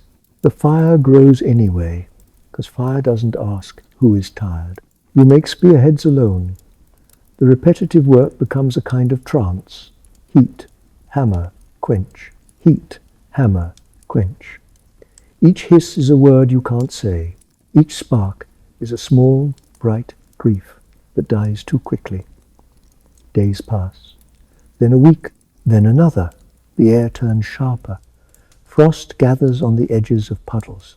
Smoke rises from chimneys in thin, pale threads that look like prayers. The village feels tense, held in a shallow breath. Women walk faster. Men avoid each other's eyes. Children are quieter, as if noise might attract misfortune. One evening, just as the sun is folding itself away behind the trees, a cart rattles into the square. It carries 3 men wrapped in blankets. Their faces are grey in the fading light. A soldier walks beside the cart, eyes fixed ahead, jaw clenched. People gather, but they keep a respectful distance, the way you keep distance from something that might be contagious. You step out of your forge, the cold hits your face like a slap. You smell blood even before you get close. It's metallic and warm and wrong against the clean winter air. The cart stops, a blanket shifts. You see a hand, fingers stiff, stained, dark. Someone whispers a name. A mother makes a sound that isn't a word. The soldier says there was an ambush on the road, raiders, or enemy scouts, or desperate men pretending to be enemies, because hunger makes criminals out of everyone. The details blur. What matters is the result. Bodies coming home. The war reaching into the village like a hand. You look at those men and you think of your son. You picture his thin wrists holding a spear. You picture his cough in the cold. Your stomach turns. You swallow, slow. That night you can't sleep. The forge is quiet, finally. But the quiet doesn't soothe. It presses. In your mind you hear the cartwheels again, the rough rattle, the soft thud of bodies shifting. You lie on your straw mattress and the darkness feels thick as soot. Your burn scars itch. Your lungs feel tight. Your thoughts circle the same place like a moth around a candle it cannot stop chasing. Near midnight there's a knock at your door. Soft at first, then harder. You sit up, heart thudding. For a moment you think it's your son, returned early. Some miracle. You pull on your shirt, stumble to the door, open it. It's the priest. He's older than you by a few decades, but tonight he looks even older. His breath is visible in the cold. He holds a small lantern, its flame trembling. He asks if you can come. There's a woman in labour. The midwife's knife broke. They need a new one, sharp and clean. They need it now. You nod without thinking. Of course. Always. You follow him through the village. The night is quiet except for your boots on frost, the soft crunch like breaking sugar. The lantern light slides over fences, over bare branches, over the ground that looks pale and tired. Your hands feel empty without the hammer. Your mind feels full without rest. The house is small. Inside, the air is hot with bodies and fear. A woman screams, not the dramatic kind of scream, the raw animal kind. The midwife looks at you with wild eyes. She holds a broken blade, snapped at the tang. You take it. You feel the jagged edge. You turn and leave the room before you can hear another scream. The sound follows you anyway. Back in your forge, you move by instinct. You light the fire. You choose a scrap of iron. You heat it just enough. You hammer, shaping a small sharp point, filing, grinding. Your hands are steady. Your mind is not. You keep thinking about how your tools are used for life and for death, sometimes in the same hour. When you finish, you quench the blade. The hiss is gentle this time, almost tender. You wipe it clean. You wrap it in cloth. You carry it back, lantern light bobbing, your breath smoking in the cold. The midwife takes it and nods once, gratitude sharp and silent. You go back outside and stand in the night while inside the house a woman's scream changes into a thin, exhausted whimper. You wait. You don't know why. Maybe you want proof that something good can still happen in a world that keeps taking. After a long time, you hear a sound from inside. A small cry. A baby. Thin, insistent, alive. For a moment you close your eyes and you feel relief so sudden it hurts. You realize your hands are shaking. You laugh once, quietly, because it's absurd. Your craft, your cursed craft, making weapons for war and then a blade that helps a child enter the world. The balance of it feels like a joke the gods would enjoy. You walk home slower. The village is asleep. The stars are cold. Your forge stands dark, its doorway a black mouth. You step inside anyway and sit on the bench. The air smells of ash. The anvil is a lump of shadow. You rest your hands on your knees and you let your mind drift. Then you hear a sound outside. Hooves. First, you stand, heart rising.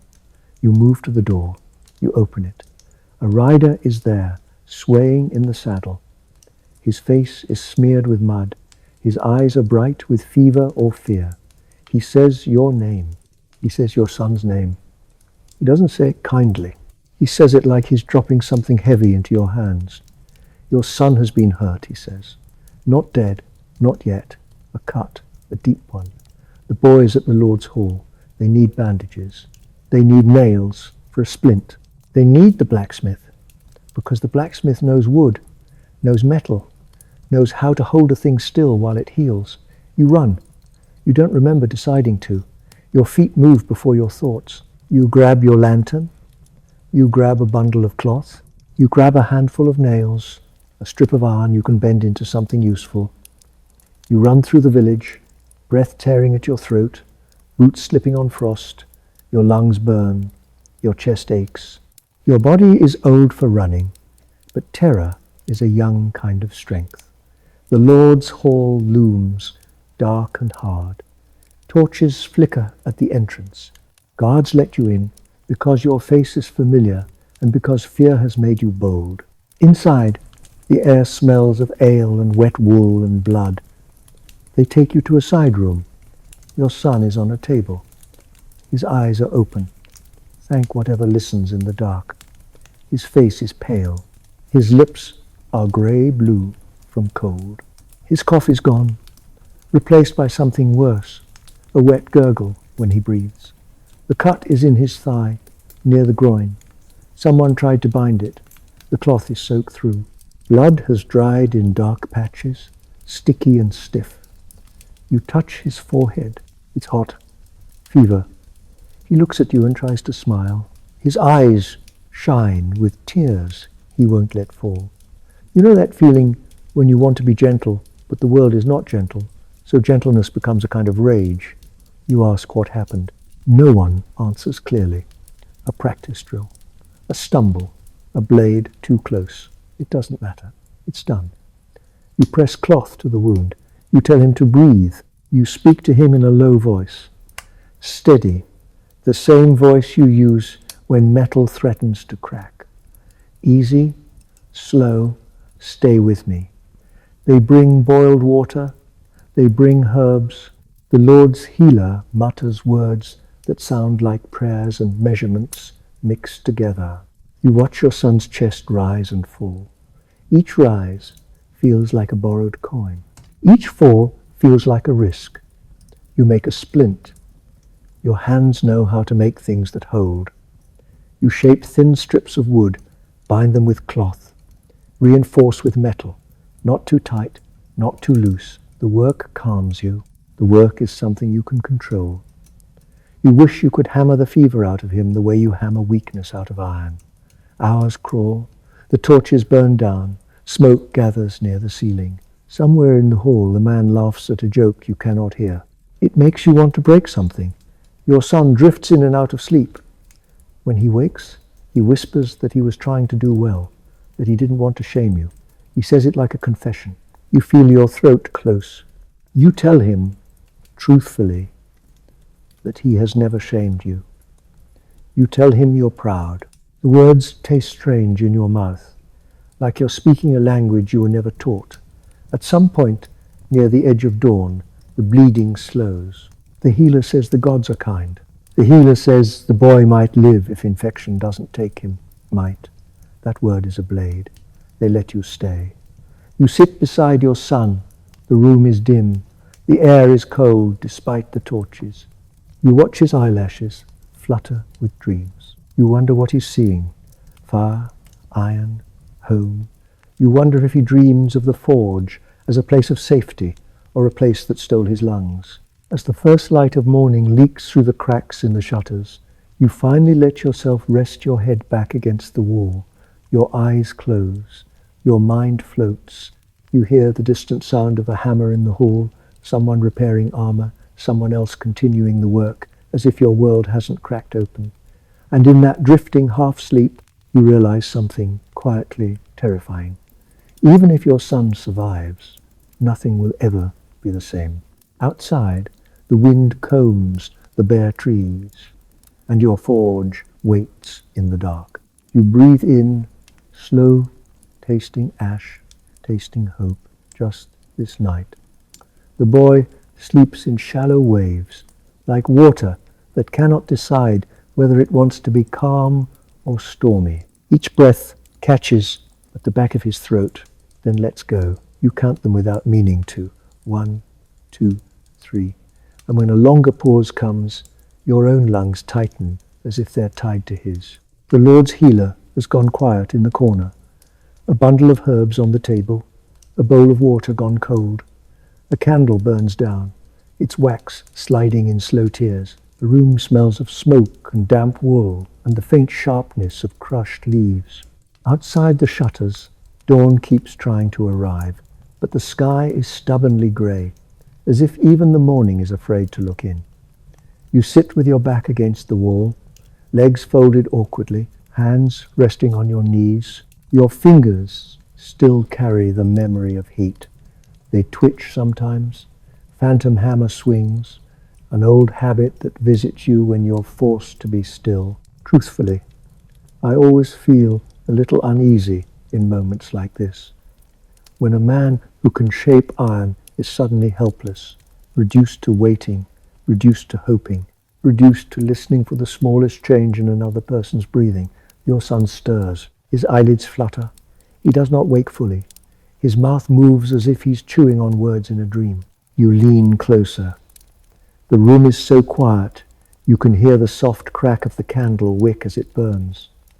He whispers one sound. Not a name, not a prayer, just fire. You swallow. The word lands in you like a stone. Fire is what fed him. Fire is what scarred him. Fire is what kept you both alive and what kept you both trapped. You want to answer, to tell him fire is waiting at home, safe and obedient. But you know better than anyone that fire is never obedient. It only pretends. The healer finally stands, joints popping with age. He comes to the table and presses 2 fingers to the boy's wrist, then to his forehead. His face stays carefully empty, the way people look when they don't want their thoughts to become contagious. He says the fever is still there. He says the wound looks cleaner than last night. He says you must keep it clean again and again and again, because sickness is patient. It waits in the smallest opening. He gives you a pouch of dried herbs, bitter smelling, and tells you to steep them in boiled water. He gives you a small jar of greasy salve that glints in candlelight like old fat. He says to change the bandage morning and night. He says to watch for redness creeping outward, for swelling, for a sweet rot smell that means the body has begun to lose the fight. You nod, you listen. You hate how much you listen. You hate how you would trade every coin you've ever earned for certainty. By mid-morning, the Lord's steward comes. Quick steps, quick voice. He says, the boy cannot stay here. Beds are needed. Men are arriving wounded. There is no space for sentiment. He says, you may take your son home, but you must remember your obligations. The forge must continue. The Lord's weapons cannot wait for a blacksmith's private grief. You bite your tongue until you taste blood. You bow, because bowing costs less than arguing. 2 servants help lift your son onto a cart. He is light, too light for a boy who has worked since he could walk. His body feels like a bundle of cloth and bone. His hair smells faintly of smoke even here, even now. The cart rolls out of the hall courtyard. Wheels creak. The road is rutted and hard, and every bump makes your son's face tighten in a small, silent grimace. You sit beside him, one hand braced on the cart rail, the other hovering near his bandaged leg, as if you can hold pain back by sheer will. The village appears ahead, roofs low under a pale sky. People look up as you pass. Some cross themselves. Some pretend not to stare. A few children run alongside until their mothers call them back, sharp as a whip. War makes even curiosity feel dangerous. At your forge, you guide the cart through the narrow gate and into the yard. The familiar smell hits you immediately. Charcoal, old sweat, iron dust. It's almost comforting. Almost. You and 2 neighbors carry your son inside. The forge room is too hot for a wounded boy, so you take him through to the back, to the small sleeping space where your straw mattress sits. You lay him down gently. His head sinks into the straw as if he's falling into the earth. He opens his eyes for a moment. He looks at the ceiling beams. He whispers, home, and his voice cracks like thin ice. You sit beside him. You touch his hair. Your hand is rough. Your touch is careful, anyway. You tell him to rest. You tell him you'll be right there. You tell him lies that are meant to be kindness, because the knock comes before you can even stand. It's the farmer again, the same mud, the same urgency, holding a bent scythe. Behind him, a man with a broken wagon pin. Behind them, another messenger from the Lord with a list. The world does not care that your son is bleeding in the next room. It wants its iron. It wants it now. You turn your head toward the back room. You hear your son's breath, soft, uneven. You close your eyes for 1 second, just one, and you feel the weight of your life pressing down like the ceiling itself. Then you move. You stoke the fire. You pump the bellows. The handle scrapes your palm. Your shoulder groans. You ignore it. You slide iron into the coals. The metal glows. Your mind tries to split itself in 2, 1 half counting breaths in the back room, 1 half counting strikes on the anvil. The scythe takes time. It always does. You heat the edge, hammer it thin, fold it, hammer again, hardening it as best you can without cracking. Your hands know how to do this even while your thoughts are elsewhere. The farmer watches, shifting from foot to foot. He asks if it will hold. You say it will. You don't mention that nothing holds forever. You finish the wagon pin. You finish a handful of nails. You accept payment in small coins, in bread, in a jar of preserved onions. Your stomach is tight, so you hardly taste anything when you eat. Still, you eat, because a body that stops is a body that fails, and you cannot afford failure now. At dusk you boil water, steep the bitter herbs, and press the cup to your son's lips. He drinks slowly, eyes half closed. The smell of the tea fills the room, sharp and medicinal. You change his bandage. The cloth sticks a little. When you peel it away, the wound looks angry, red at the edges, but not swollen like a balloon. You breathe out a fraction. You clean it again. You smear the salve. Your hands shake once, then steady.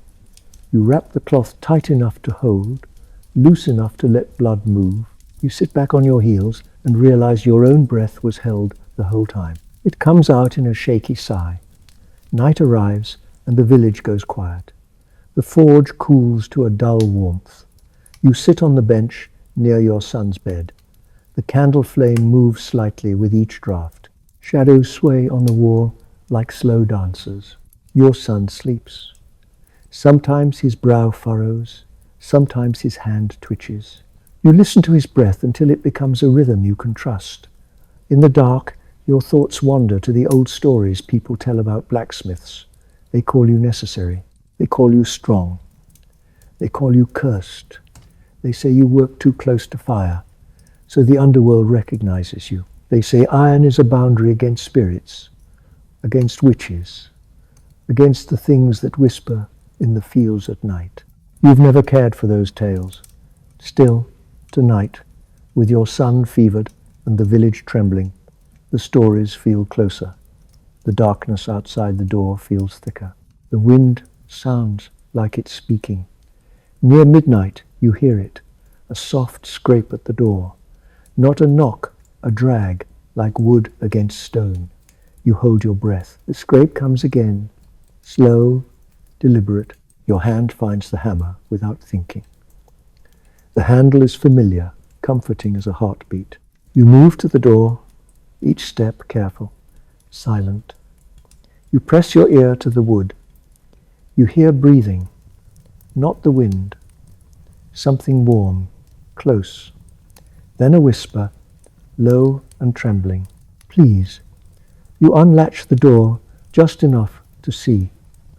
A man stands there, hunched, wrapped in a cloak. His face is half hidden, but his eyes catch the candlelight, wide and wet. He's one of the levied men. You realize, a neighbor's cousin. He smells like fear and cold sweat. He says he ran. He says he couldn't go back. He says the Lord's men will come looking. Your first feeling is anger, the kind that flares hot and quick, because his running will mean someone else is taken, because his running makes war reach deeper, because his running invites punishment. You grip the hammer tighter. Then you see his hands. They're shaking uncontrollably. His fingernails are torn. There is dried blood under them. He looks like a man who has clawed his way out of a nightmare.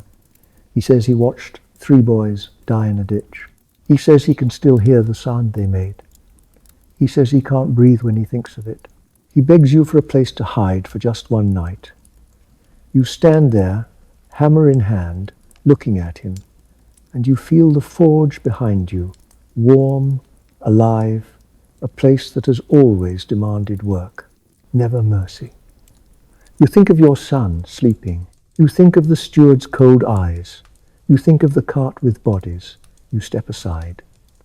He slips in like a shadow. You lead him to the corner near the coal bin. You tell him to stay quiet. You tell him if anyone asks, you've seen nothing. Your voice is low. Your words are plain. Still, you feel as if you've crossed an invisible line. After he curls up and pulls his cloak over his head, you sit back on the bench. Your heart beats hard. You listen to the 2 different breaths in your forge now. Your son's soft, uneven sleep, The deserter's tight, fearful exhale. The candle burns lower. Wax pools. The night deepens. And you realize, slowly, that the forge has become something else. Not just a place of work, a refuge, a hiding place, a small pocket of warmth in a world that keeps turning people into tools and then breaking them. You keep watch until daven, hammer across your knees, listening to the fire's last faint crackles, listening to the village's silence, listening for the first sound of boots on frost. When morning comes, the sky is pale and empty, and your son is still breathing. Days pass in a slow loop of heat and worry.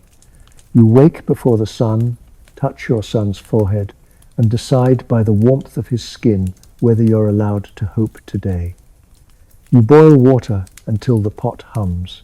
You steep bitter herbs until the liquid turns the color of old bronze. You change bandages. You rinse cloth. You hang it near the hearth, where it dries stiff with smoke. Then you return to the anvil. Your arms swing the hammer. Your eyes judge the glow of iron. Your ears listen for the clean ring that means the strike landed true. And all the while your mind keeps one thin thread tied to the back room, waiting for a cough, a cry, a silence that lasts too long. On the fourth day, boots come to your door. Not villagers, the Lord's men. Their knock is hard enough to make dust fall from the beam. They ask for a deserter. Name on a list, voice like cold water.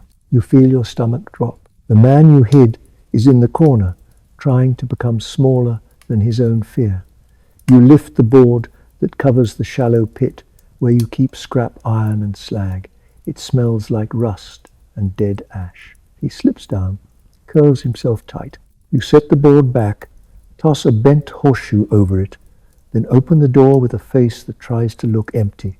They step inside, scanning the forge as if searching for lies trapped in soot. One taps the anvil with his knuckles. The sound is sharp, almost beautiful. He drifts toward the back room. You say your son is ill. You let the word ill hang in the air like smoke. The soldier hesitates, then turns away, as if sickness is a thing that might crawl into his lungs. They leave. The village swallows the sound of their boots. Only then do you realize you were holding your breath. Before dawn, the deserter crawls out, shaking, and slips away into the mist without a goodbye that could get you both killed. That same morning, your son opens his eyes and asks for water. His voice is thin, but it's his. You touch his forehead and feel warmth, not fire. The fever has loosened. You sit there longer than you mean to, hand resting on his skin, listening to his breathing settle into a rhythm you can trust. You change the bandage again. The cloth sticks, then releases with a soft, wet sound. The wound looks angry at the edges, then calmer once you clean it. You smear salve that shines in candlelight. Your fingers tremble once. Then remember they were built for steadiness. Outside, the war keeps demanding iron. Inside, in this small room behind the forge, a boy keeps breathing. That is enough to keep you moving. The weeks that follow do not arrive like a clean story with clear chapter breaks. They arrive like soot in the air, little particles you don't notice at first, until your lungs feel heavy and your tongue tastes of iron, even when you haven't touched a blade. Your son heals in slow increments. A fever breaks, then returns as a faint warmth, then fades again. The wound closes from the edges inward, pink like fresh meat, then duller, then covered in a thin new skin that looks too delicate to belong on a boy who has held tongs in a storm of sparks. He learns to sit up without swaying. He learns to stand with his weight kept carefully off the bad leg. The first time he tries to walk, he bites his lip so hard it turns white. He refuses your arm. Pride is a stubber. You let him refuse because you remember being young and you remember how it felt to need help and to hate needing it. You stand close enough to catch him. if he falls, pretending you're only there because you happen to be passing by. He takes 3 steps. He shakes. He sits down hard on the bench and laughs, breathless, as if his body has told a joke too cruel to be anything but funny. The forge, of course, never stopped. Even when your son was fevered, even when the Lord's men searched the village, even when the night sounded full of whispers, the fire still wanted feeding. You kept it alive. You worked with a kind of numb devotion. Some nights you'd realize you'd been hammering for hours without remembering the last 5 minutes. Your body moved, your mind drifted, and it felt strangely like sleep, except the ringing in your ears never went away. War drags on, the way a bad cough drags on. It becomes part of the background, and people forget what clean air felt like. Then one morning it ends, not with trumpets, not with a glorious banner rising, with a rumor that arrives before breakfast and grows with every mouth that repeats it. The Lord has signed a truce. The raiders have pulled back. A messenger rides through with dust on his cloak and tiredness in his eyes, announcing peace as if it's another burden he must carry.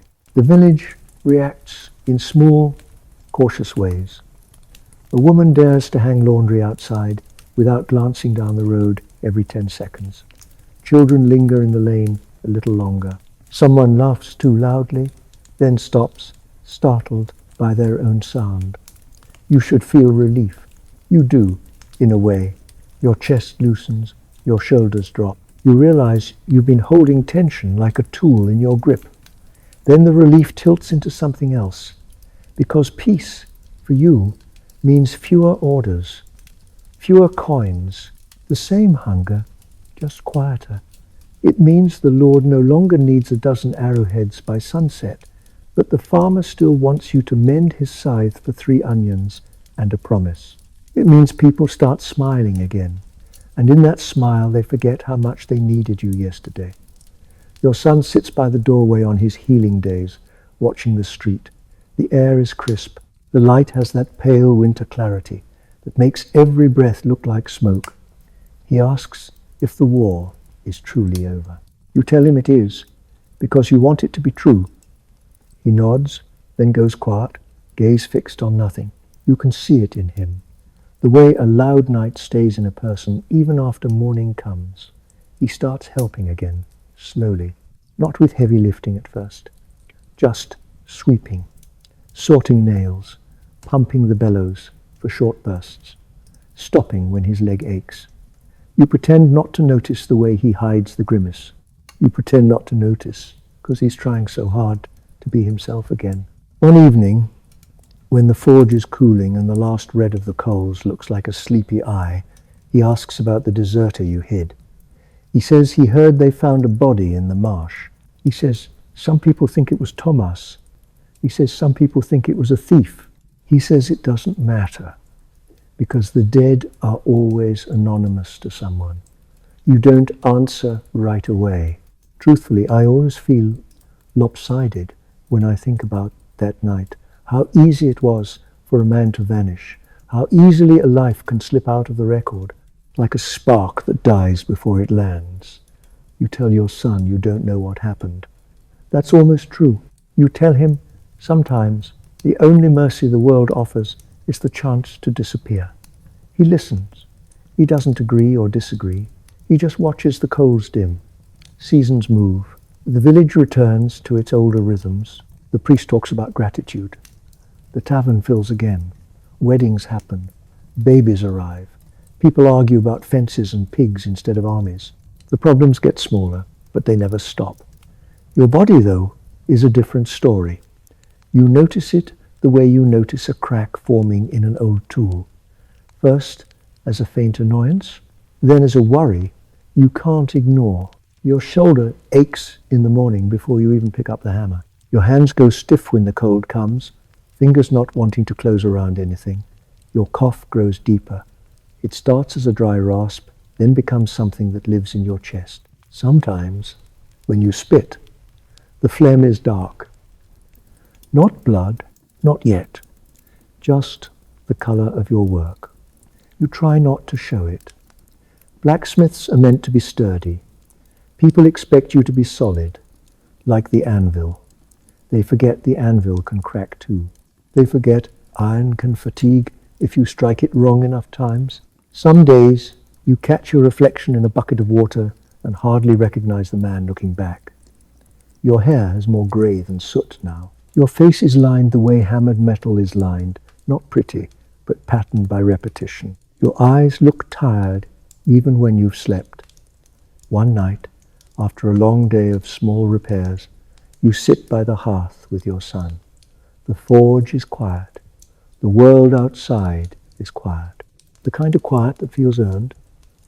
He tells you about a dream he had. In the dream, he says, he was back on the battlefield, but the ground was not mud, it was ash, and every time he stepped, his foot sank, and the ash rose up around his ankle like hands trying to hold him. He says he could hear the anvil ringing somewhere far away, like a bell calling him home. He says he woke up sweating, heart pounding, and for a moment he didn't know where he was. You listen, nodding, feeling the weight of the dream settle in the room. You know that feeling, don't you? When a dream follows you into waking, and the air seems thinner because of it, you tell him dreams are just the mind sorting what it couldn't sort in the day. You say it softly, because you want it to be comforting. Still, you also know the older belief that dreams are a door, and sometimes the dead lean on that door from the other side. He looks at your hands. He asks if you ever dream of fire. You laugh once, quiet, and say you don't need to dream of it. It's always there, even with your eyes open. He smiles, and the smile is small, but real. Time keeps going. It does not ask permission. Your son grows taller. He broadens.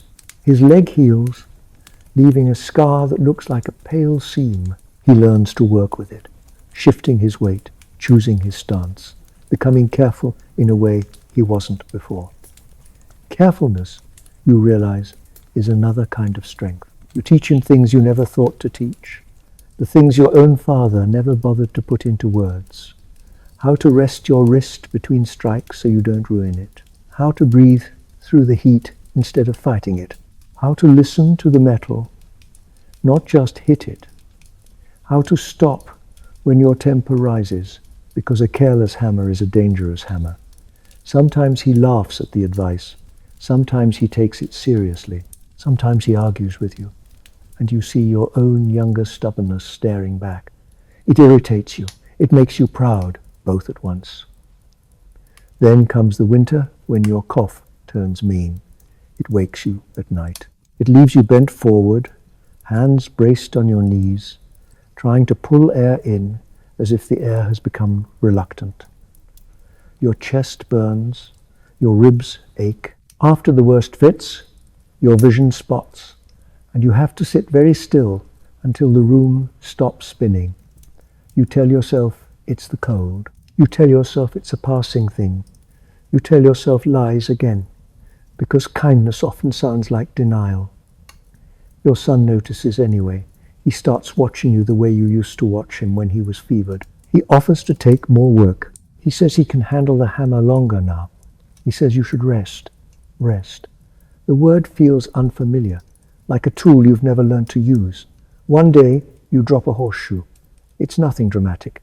It simply slips from your fingers and clatters to the floor. The sound echoes in the forge like an accusation. You stare at it, stunned. Your son picks it up. He doesn't say anything. He just places it back on the bench, gentle, as if setting down something fragile. That night you sit by the fire and feel something inside you ease. Not in a good way, but in the way a rope eases when it's about to snap. You realize your body has been paying a debt for years, and the debt has come due. A few days later, the priest comes to bless a new baby. He stops by your forge afterward. He says the village is grateful. He says your work has held them together. He says God sees the labor of honest hands. You nod. You accept the words. They feel warm for a moment, like a mug of ale on a cold day. Then they fade, because praise doesn't heal lungs. Praise doesn't straighten a spine. Still, when the priest leaves, you catch yourself whispering a small thanks into the quiet. Not to God exactly, not to anyone you can name, just a thanks for having made it this far. In late spring, the air smells of wet earth and new leaves. The world is green again, like it's trying to forget winter existed. You stand at the forge door and watch your son work. He pumps the bellows with a steady rhythm. He draws the iron out at the right color. He strikes with a confidence that makes the metal obey. The sound of his hammer is not your sound, it's his. Lighter in one way, sharper in another, and it fills you with a strange, peaceful sadness. You step back and sit on the bench. You close your eyes. The heat from the forge touches your face like a familiar hand. The ringing of the anvil becomes a lullaby. And in that lullaby, you remember your own beginning. A small boy with soot on his cheeks, afraid of the fire, pretending not to be. A father who spoke in grunts and demands, who showed love by teaching harshly, because softness was a luxury. You remember your first burn, the way you cried, and the way your father said, "Don't flinch." Not because he wanted to hurt you, but because he wanted you to survive. You open your eyes and watch your son again. You realize you have given him what you were given, a craft, a burden, a way to earn bread, in a world that asks too much. You also realize you have given him something your father didn't know how to give: words, warnings, small kindnesses, space to be afraid. One evening, your son finishes a set of nails and brings them to you to inspect. You take them in your hand. They are straight, even, cleanly forged. You feel a swell of pride so sudden it almost hurts. You nod. You give him the grunt of approval you learned as a child. Then, because you are not your father, you add, softly, "You did well." His face changes, just a flicker, like a candle catching. He looks away quickly, embarrassed by gratitude. He says, "Of course I did," pretending it doesn't matter. You let him pretend. The next morning, you wake early, as always. The forge is quiet, the village is quiet. You sit up in bed and wait for your lungs to fill. They do, slowly, reluctantly. You stand. Your legs feel heavy, but they hold. You step outside. The air is cool. The sky is pale. Birds make small sounds in the trees, ordinary and alive. Your son comes out behind you, rubbing sleep from his eyes. He asks if you're all right. You look at him. You think about all the years, all the heat, all the noise. You think about the night. He whispered, "Fire." You think about the way he kept breathing when you needed him to. You say, "Honestly, I'm tired." It's the first time you let the truth be that simple. He nods. He doesn't argue. He just stands beside you, shoulder to shoulder, looking at the morning as if it might be something you can hold. Later that day, you sit by the hearth with a blanket over your knees. Your son tends the forge alone. The sound of the hammer drifts into the room in steady waves. It's calming. It's familiar. It's proof that the world will continue even when you stop. Your eyes grow heavy. The firelight dances on the ceiling. The air smells of wood smoke and iron, the scent that has been the background of your whole life. You let your breathing slow. You let the sounds soften. And as you drift, you feel something like peace settle over you, gentle as ash falling after a fire has burned itself quiet. Just let go, slowly. Good night.